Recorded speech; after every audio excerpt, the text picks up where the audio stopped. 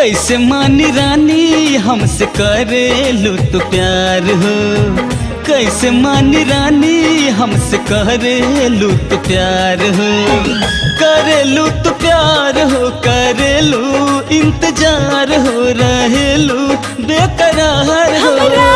सिकड़ी कला कट में फोटो बात हार हो। अच्छा सिकड़ी कला कट में फोटो बात हार हो।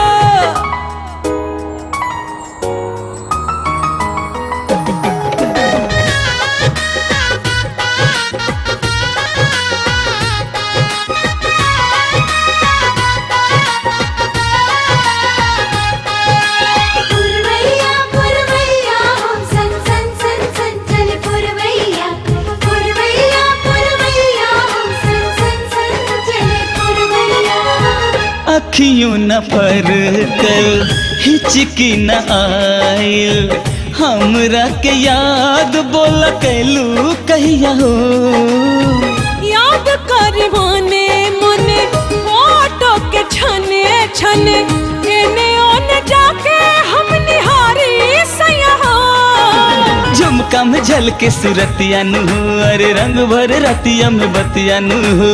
रूही दिल कर हम चिन्हले हनी, सिकड़ी में तोह के पहिन ले हनी। जहिया से देखनी हम तहिया से चाहनी के हो खीत दीदार हो। हमरा